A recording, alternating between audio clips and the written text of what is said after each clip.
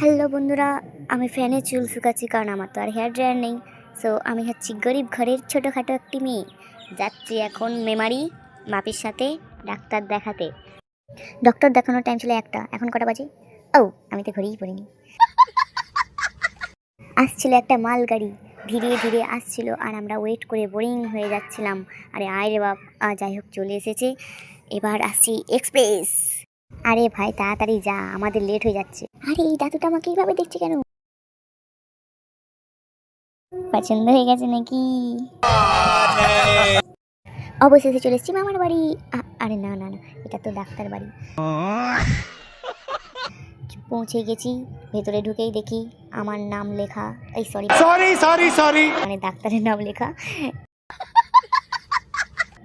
হাতে প্রেসক্রিপশন নিয়ে বাইরে এসে দেখি, আরে দিদির মাথায় ওটা কি বসে আছে?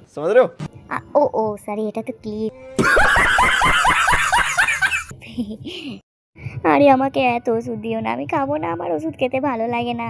এতগুলো টাকা নিয়ে নিল আমাদের কাছ থেকে।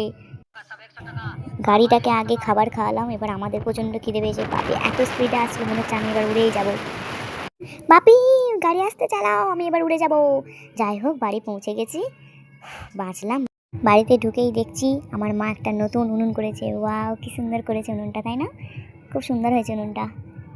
আমার ঠাকুমা মেমারিতে বিরিয়ানির সেন্ট, মিষ্টির দোকান, আরও অনেক কিছু খাবার দেখিয়েছে। বাড়িতে মাছ ভাত খাচ্ছি। হ্যাঁ হ্যাঁ।